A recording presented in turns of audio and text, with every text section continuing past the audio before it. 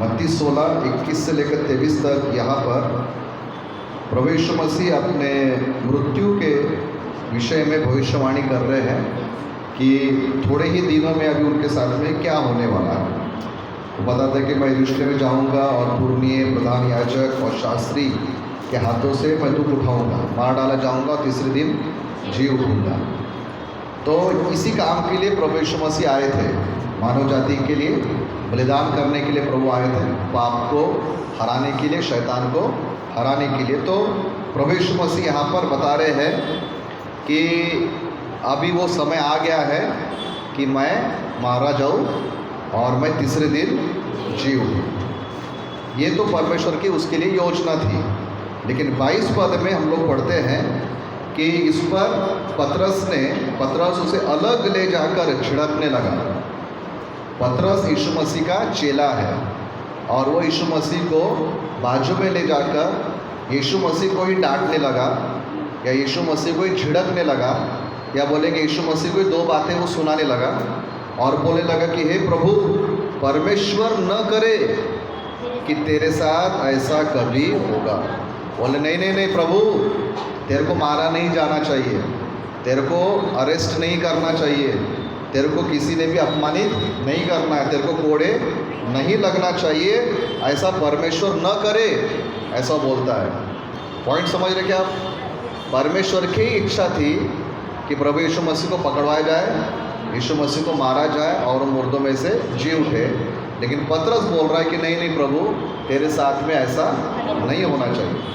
और जब उसने ऐसा कहा तब 23 पद में हम लोग पढ़ते हैं कि उसने मुड़कर पतरस से कहा, यह शैतान।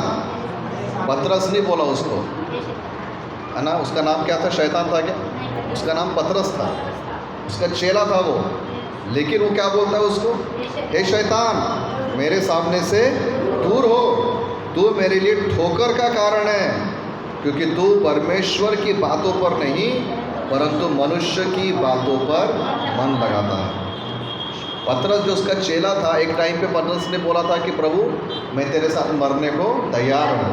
वो पतरस जो जिसके लिए प्रभु यीशु मसीह ने बड़े चमत्कार किए थे, है ना, बहुत सारी मछलियों को पकड़ के लाया था, उस पतरस को प्रभु यीशु मसीह बोलते कि हे शैतान, मुझसे दूर हो जा, तू जो है वो परमेश्वर के कामों में रुकावट ला रहा है, ठोकर ला रहा है, क्योंकि तू परमेश्वर की बातों पर मन नहीं लगा रहा, लेकिन तू मनुष्य की बातों पर मन लगा रहा है। तो आज जिस विषय पर हम लोग थोड़ा देर ध्यान देंगे वो ये है कि हमको शैतान की आवाज़ परखते आना चाहिए।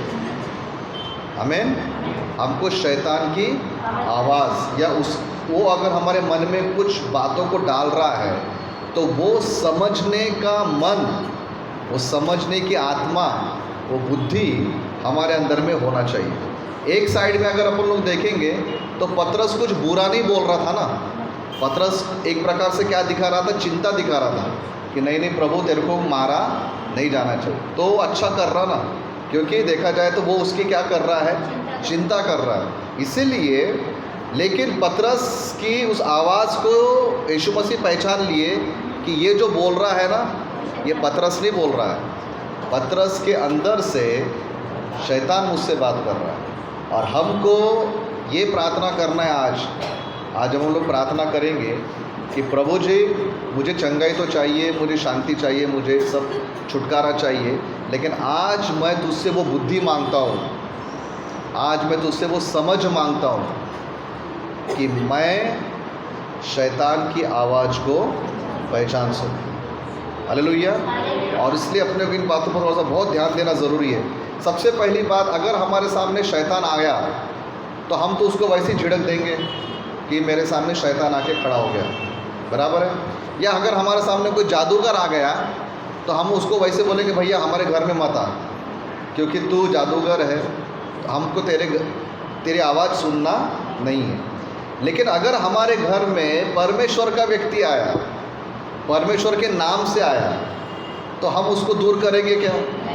लेकिन अगर वो परमेश्वर के नाम से आया हुआ व्यक्ति अगर शैतान की बातें करने लगे तो हम उसको स्वीकार कर लेंगे, क्योंकि हमको क्या लग रहा है वो परमेश्वर का जन है। क्योंकि पतरस कौन था? यीशु मसीह का चेला था ना। अगर शैतान आया रहता तो यीशु मसीह ने वैसे बोल दिया था चला जा। लेकिन शैतान कई बार हमारे ही लोगों का, हमारे ही परिवार के जनों का, हमारे ही कलीसिया के लोगों का, या हमारे बीच में उठने बैठने वाले जो आत्मिक लोग हैं, उन्हीं का उपयोग कर सकता है हमको परमेश्वर से भटकाने के लिए। Praise Lord. आप समझ रहे हैं बात को? पतरस कोई उसका दुश्मन नहीं था, पतरस तो उसका चेला था। लेकिन पतरस का उपयोग शैतान ने किया इस बात के लिए कि यीशु के अंदर भी उस बात को डाले कि हाँ यार, मेरे साथ ऐसा बुरा नहीं होना चाहिए, मैंने मरना नहीं चाहिए। यीशु मसीह पवित्र आत्मा से भरे हुए थे, और आत्मा से भरे हुए होने के कारण वो समझ गए कि भले ही ये पतरस है, भले ही इसके लिए मैंने चमत्कार किए, ये मेरे 12 चेलों में से एक बहुत इम्पॉर्टेंट चेला है, महत्वपूर्ण चेला है, लेकिन अभी जो ये शैतान, अभी ये जो पतरस मुझसे बात कर रहा है ना, ये पतरस बात नहीं कर रहा। पतरस शैतान के प्रभाव में होकर शैतान मुझसे बात कर रहा है। आमीन। और हमको ये समझदारी की बहुत ज़रूरत है। कई बार ऐसा हो सकता है कि हमारे लोग हमारे सामने आए, परमेश्वर के नाम से आए, लेकिन शैतान के विचारों को लेकर आए। हमारे लोग हमारे सामने आए, हमसे बात करें, हमको चिंता दिखाए, हमको प्रेम दिखाए, हमको दया दिखाए। ऐसा लगेगा कि अरे भाई, ये तो मेरा ही आदमी है, मेरा ही पहचान की बहन है, मेरे ही पहचान का भाई है, ये तो परमेश्वर का जन है, तो ये थोड़ी ना शैतान की बातें करने वाला है। लेकिन हो सकता है कि वही व्यक्ति को शैतान ने भेजा, तू जा और उसके विश्वास को बहका दे, तू जा और उसके मन में तू बुराइयों को डाल दे। और वो चीज़ अगर हमारे परखने में नहीं आई, अगर वो चीज़ हमारे ध्यान में नहीं आई, तो हम लोग भी परमेश्वर से भटक सकते हैं। हालेलुया। इसलिए ये समझ के आत्मा के लिए आज हम प्रार्थना करें, है ना। आइए हम लोग बोले सब मेरे पीछे, प्रभु मुझे परख की आत्मा दे।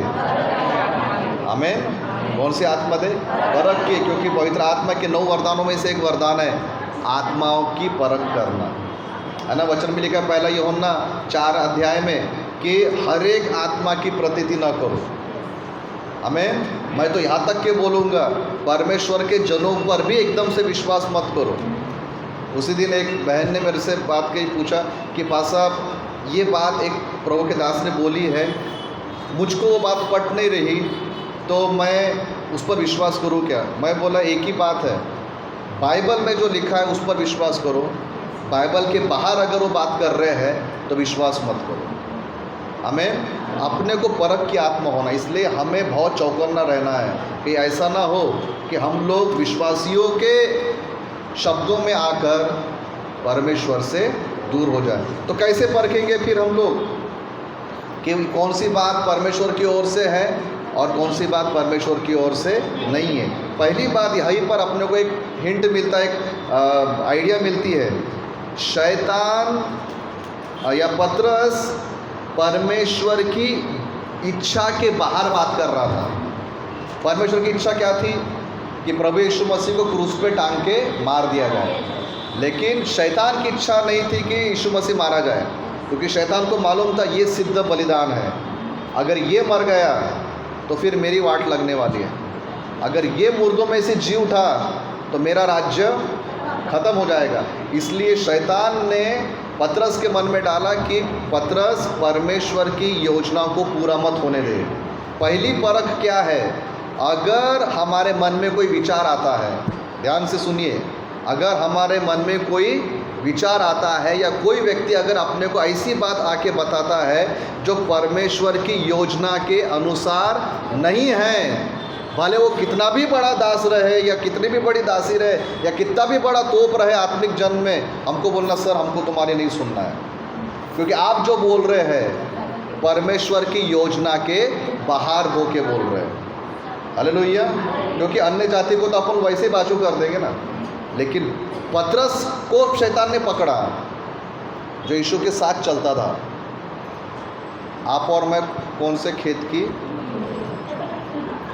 है कि नहीं, है ना। पतरस तो यीशु के कितने साथ रहा, हमको भी इस्तेमाल कर सकता है या हमारे द्वारा या हमारे को बहकाने के लिए किसी और का भी इस्तेमाल कर सकते हैं। अपने को क्या फ़र्क होना, ये व्यक्ति जो मुझे बोल रहा है क्या ये परमेश्वर की योजना के अनुसार बोल रहा है, क्या ये परमेश्वर के वचन के अनुसार बोल रहा है, तो अपन बोल सकते हैं कि हाँ ये व्यक्ति मुझको सही बात बता रहा है। लेकिन अगर वो अपने को परमेश्वर की योजना के बाहर जाकर कुछ बोल रहा है तो अपने को उसकी बात सुनने की कोई ज़रूरत नहीं है। आमीन। अपने को बहुत सावधान रहना है। यीशु मसीह के उद्देश्य से बहकाने के लिए शैतान बात कर रहा था, लेकिन यीशु मसीह को अपना उद्देश्य मालूम था कि मैं क्यों आया हूँ। मैं जीने के लिए नहीं आया, मैं मरने के लिए आया था। मैं चंगा होने के लिए नहीं आया था, मैं मार खा के लोगों को चंगाई देने के लिए आया था। ये यीशु मसीह का उद्देश्य था और यीशु मसीह को बहुत क्लियर मालूम था। हमें अपने को भी वो क्लियर आइडिया होना चाहिए परमेश्वर का उद्देश्य और मकसद क्या होता है। हमें पहली बात। दूसरी बात, हम लोग कैसा समझे कि परमेश्वर के शैतान मुझसे बात कर रहा है। दूसरा कुरिन्थियों की पत्री इसका 10वां अध्याय और हम लोग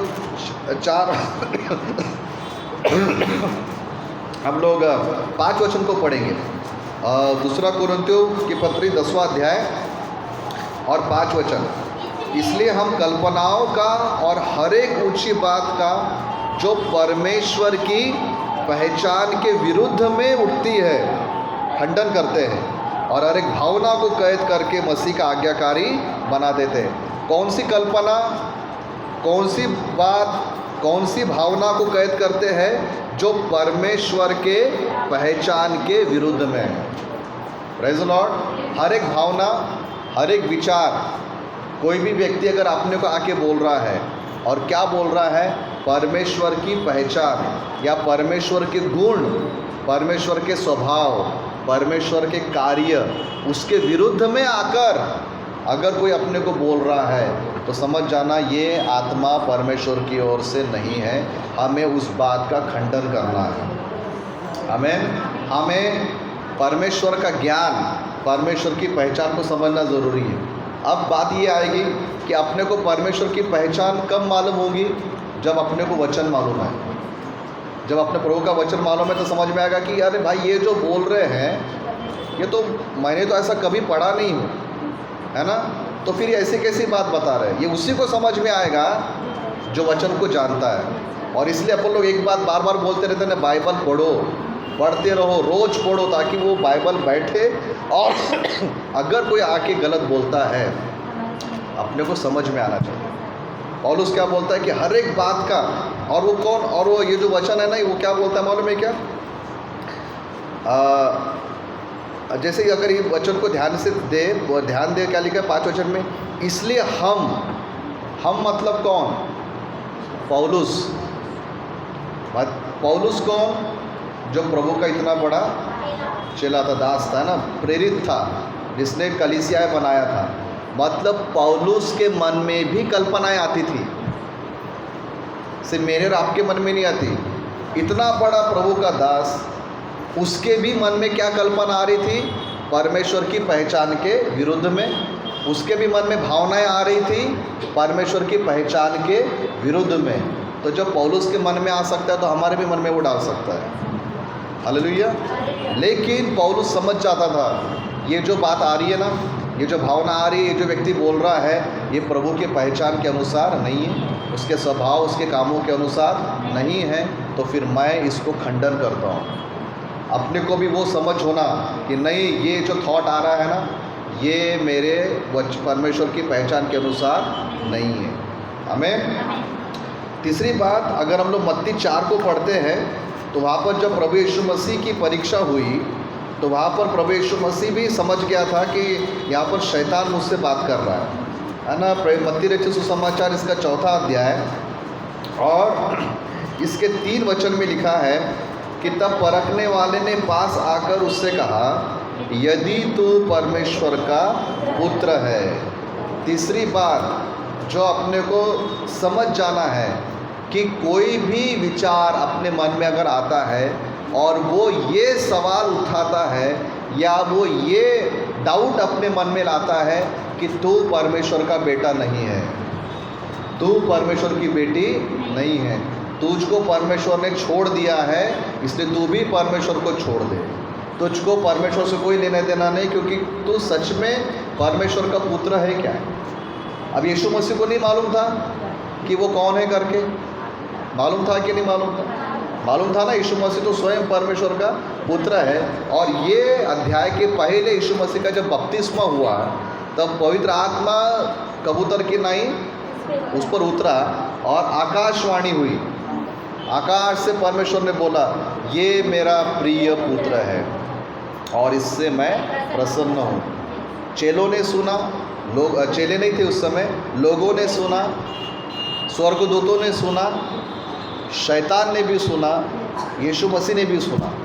सबको मालूम था कि परमेश्वर ने डिक्लेयर कर दिया, घोषणा कर दिया, ये मेरा प्रिय पुत्र है जिससे मैं प्रसन्न हूँ। जब इतनी बड़ी बात लोगों के सामने रख दी गई तो फिर से वो सवाल पूछने की क्या ज़रूरत है, क्या तू परमेश्वर का पुत्र है? मतलब ये कि शैतान अभी भी ट्राई मार रहा था, अभी भी कोशिश कर रहा था कि यीशु के मन में इस बात को डाले, क्या तो सही में परमेश्वर का पुत्र है क्या। ये अटैक हमारे पर भी हो सकता है। ऐसा लग सकता है, अरे तूने तो गलती कर दिया, अरे तूने तो पाप कर दिया, अरे तूने 2 दिन प्रार्थना नहीं किया, तो 4 दिन चर्च नहीं आया, तूने तो ऐसी बात बोल दी तेरे मुंह से, तेरा प्रभु के साथ में संबंध टूट चुका है। लेकिन वैसा नहीं होता। परमेश्वर का संबंध हमारे साथ इतने आसानी से नहीं टूटता। परमेश्वर हमको पहले भी प्रेम करता था, आज भी प्रेम करता है। अगर हमारी छोटी छोटी गलतियों को पकड़कर अगर परमेश्वर न्याय करने लगे तो हम तो कब के चल दिए रहते। कितने लोग गलतियां करते हैं? बाजू वाला, हाँ, सब लोग करते हैं। गलतियां कौन करते हैं? सब करते, लेकिन फिर भी खा रहे पी रहे, फिर भी खाना पच रहा, फिर भी जी रहे हैं अपना काम, ड्यूटी पानी सब। परमेश्वर टाइम पे अपनी मदद कर रहा है, क्योंकि वो हमारे पापों को अनदेखा करता है। वो यीशु के लहू के द्वारा अपने को देखता है। हम जब उससे माफ़ी मांगते हैं, अपने को क्या करता है? वो क्षमा करता है। इतना जल्दी प्रभु अपने को छोड़ने वाला है नहीं, इतना जल्दी हमारे संबंध टूटने वाले है नहीं। परमेश्वर के साथ में एक ही सूरत में हमारे संबंध टूट सकते हैं। कब मालूम है क्या? जब हम बोले मुझे तुझसे कोई लेना देना नहीं। वो नहीं तोड़ेगा संबंध। एक बार हमने अगर उसके साथ रिश्ता जोड़ लिया, उसने तो अपना बेटा देकर रिश्ता तो वैसे भी जोड़ने के लिए पहला कदम उसी ने उठाया था। फिर हमने विश्वास किया, संबंध बनाने की शुरुआत परमेश्वर ने किया, फिर हमने उसको हाँ बोला तो संबंध जुड़ गया। ठीक है, वो संबंध कभी नहीं तोड़ेगा। जब हम बोलेंगे यीशु मसीह मुझे तेरी कोई ज़रूरत नहीं, तो प्रभु यीशु मसीह इतना शांत और सभ्य इंसान है, बोलेगा भाई ठीक है, लेकिन फिर भी तेरे मरने तक मैं तेरा इंतज़ार करूँगा। अगर मरने के पहले अगर तू मेरा नाम ले ले तो मैं तेरे को अंदर ले लूँगा, लेकिन अगर तू ही बोले कि मुझे तो चाहिए नहीं, तो तूने खुद मेरे लिए दरवाज़ा बंद कर दिया है और तूने खुद अपने बर्बादी का दरवाज़ा खोल दिया है। परमेश्वर कभी संबंध नहीं तोड़ता, इतना याद रखना। हम तोड़ते हैं, आमीन। लेकिन यहाँ पर जैसे बात आ रही है कि शैतान अगर हमारे मन में डाले कि अरे तू तो परमेश्वर का बेटा नहीं है, समझ जाना ये आवाज़ किसकी है? शैतान की। Praise the Lord. इसीलिए कभी भी निराश नहीं होना। भले हमसे कुछ गलती हो गई, भले हम लोग थोड़ा पीछे हो गए, भले हमारा शायद कलीसिया से, भले हम लोग प्रार्थना दुआ में थोड़े पिछड़ भी गए। कई बार लोग निराश हो जाते ना। मेरे को भी प्रेयर रिक्वेस्ट देते, पास्टर प्रार्थना करो, मेरे को प्रार्थना करने की इच्छा नहीं होता कि नहीं होता है ना? मेरे को बाइबल पढ़ने की इच्छा नहीं होती, पता नहीं मेरा मन ही नहीं लग रहा। बाकी सब कामों में मन लगता है, यही बातों में मन नहीं लगता है ना? तो टेंशन मत लो, सबके साथ होता है, सभी के साथ होता है। ये जो इच्छा नहीं होना जो बात है ना, ये सभी के साथ होती है ना? अभी देखो, हमारी इच्छा नहीं होती खाना खाने की, लेकिन खाना खाते कि नहीं खाते? क्योंकि जब चूहे कूदते हैं तब खाना खाते हैं। वैसे ही परमेश्वर के साथ है ना? हम लोग कभी कभी इच्छा नहीं होती, लेकिन जब प्रॉब्लम आता है ना, तो बराबर इंसान टाइट हो जाता है। Praise the Lord. अपने को ध्यान में रखना है कि हमारे संबंध इतने आसानी से नहीं टूटते। थोड़ी निराशा भी आ गई, थोड़ा ऐसा लगा भी कि मेरे को इच्छा नहीं हो रही, लेकिन फिर भी प्रभु को धन्यवाद देना, प्रभु मैं जानता हूँ तू मेरा अभी भी पिता है ना? अभी भी तू मेरा पिता है और अभी भी मैं तेरा बेटा हूँ, या मैं तेरी आज भी बेटी हूँ। हालेलुया। परमेश्वर के पास जाते रहो। मतलब पॉइंट ये है कि हमारा संबंध प्रभु के साथ एकदम से नहीं टूटता, हमें इसीलिए अगर ऐसी बात मन में आए तो समझ जाना कि मुझको शैतान बहका रहा है, परमेश्वर नहीं बहकाता। हमें इसीलिए अगर ऐसी कोई बात आई, पहली बात ये कि हमारे मकसद से या परमेश्वर के उद्देश्य से अगर शैतान अलग बात करता है, समझ जाना शैतान की आवाज़। हमें अगर कोई व्यक्ति परमेश्वर की पहचान के विरुद्ध में बात करता है तो समझ जाना शैतान की आवाज़ है। अगर कोई हमारे संबंध के विरुद्ध में बात करता है परमेश्वर के साथ के, तो समझ जाना ये शैतान की आवाज़ है। यीशु मसीह पतरस की आवाज़ को समझ गया कि पतरस के मुख से शैतान बात कर रहा है। Praise the Lord. है ना। और दूसरा कोरिन्थियों में ऐसा भी लिखा है कि शैतान स्वर्गदूत का रूप धारण करता है हमसे बात करने के लिए, क्योंकि अगर शैतान 2 सींग लेकर आए तो हम तो वैसे उसको भगा देंगे, ये कौन आया है। लेकिन अगर स्वर्गदूत का रूप धारण करके आया तो अपन उसको शैतान थोड़ी ना बोलेंगे, अपन क्या बोलेंगे कि मैंने स्वर्गदूत का दर्शन देखा है ना। और शैतान बहुत बुद्धिमान है ना। वो हमको उस तरीके से फंसाने की कोशिश करता है जितने अपने समझ के लेवल है। आमीन। और हमको चौकन्ना रहना है कि ये स्वर्गदूत है कि ये शैतान है।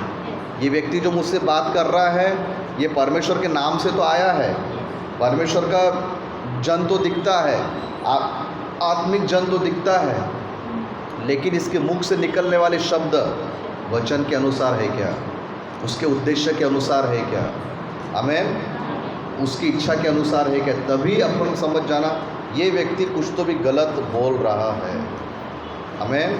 तुरंत समझ जाना। नहीं तो अगर आप लोग हर एक व्यक्ति की हाँ में हाँ मिलाएंगे तो फंस जाएंगे। और ऐसा भी लिखा है बाइबल में, मालूम है क्या, हर किसी से अपने सर पे हाथ रख के प्रार्थना मत करवाना। तीमुथियुस की पत्री में लिखा है कि किसी के भी सर पर हाथ रखने से मतलब एकदम हाथ मत रखना। और ये भी बात आती है कि अगर हम कहीं जाते हैं, अपने को लगे प्रभु का जन है, तो हर किसी से अपने सर पे हाथ रख के प्रार्थना नहीं करवाना, और करना भी मत, करवाना भी नहीं और करना भी नहीं। बहुत ध्यान देना। जब भी हम किसी के सर पे हाथ रखें, पहली गारंटी ये होना चाहिए कि मैंने प्रभु से माफ़ी मांगी है क्या, मेरा मन शुद्ध है क्या। Praise the Lord. क्योंकि अगर हम किसी पे हाथ रखें और अगर हमारे जीवन में कोई ऐसी गलती है जिसकी माफ़ी हमने नहीं मांगे, मतलब हमने एक दरवाज़ा खुला रखा है, और अगर हमने हाथ रख दिए और अगर उसके अंदर कोई ऐसी आत्मा है जो हमारे ऊपर में भारी पड़ेंगी, तो ऐसे कई केसेस है, हाथ रखा था दूसरे को चंगाई देने के लिए, ये खुद बीमार पड़ गया। ऐसा हुआ है। एक जगह पर एक प्रभु की दासी गई थी, किसी के घुटने में तकलीफ़ थी, उस पर हाथ रख के प्रार्थना करी, वो दासी का घुटना दुखना चालू हो गया। ऐसा होता है। क्यों? अगर हमने दरवाजे खुले रखे, इसलिए किसी पे हाथ रखेंगे, ऐसा एक तो ये होगा कि उधर की आत्मा इधर आ जाएगी, या फिर अगर इधर गलत आत्मा है इधर से उधर चले जाएगी। Praise the Lord. अपने को बहुत ध्यान देना। इसलिए मैं भी अगर किसी के सर पे हाथ रखता हूँ तो पहले मैं अपने लिए प्रार्थना कर लेता हूँ, पहले अपना अकाउंट क्लियर कर लो, है ना, बाद में दूसरों के सर पे हाथ रखो। Praise the Lord. नहीं तो ऐसा हो जाएगा कि भैया हम करने कुछ गए थे और कुछ हो गया। इसलिए अपने को शैतान के युक्तियों से अनजान नहीं रहना है ना। वचन मिलेगा दूसरा कोरिन्थियों 2:11 में कि उसकी युक्तियों से अपने को अनजान नहीं रहना है। देखिए, आप लोग शैतान को महिमा नहीं दे रहे, आप लोग शैतान को महिमा नहीं दे रहे, शैतान शैतान बोल के, लेकिन आप लोग ये बोल रहे हैं सावधान रहना। अपन परमेश्वर को ही महिमा दे रहे हैं, यीशु मसीह को ही महिमा दे रहे हैं, लेकिन आप लोग सावधानी की बात कर रहे हैं। Praise the Lord. इसलिए हर विचार, कोई भी बात चाहे हमारे मन में आए या कोई व्यक्ति अगर अपने को आकर बोले, चौकन्ना रहना, ये आत्मा परमेश्वर की ओर से है या नहीं है। अगर है तो उसे स्वीकार करे, अगर नहीं है तो उसको वहीं पर खंडन करे। क्योंकि यीशु मसीह ने पतरस को क्या बोला, हे शैतान मुझसे दूर हो जा। हमको भी बोल रहा है कि मुझे नहीं चाहिए, है ना। शैतान जब हमारे घर में कोई पैकेट भेजता ना, साइन करने की ज़रूरत नहीं है, वो आता नहीं कि घर पे ज़ोमैटो वाला आता है है ना, अपन क्या करते उस पर साइन करते, पैकेज लेते ना, तो वो पैकेट लेने की ज़रूरत नहीं है। अगर शैतान ने भेजा है उसको क्या कर दो, वापस कर दो, वो हमारे घर का पैकेट नहीं है।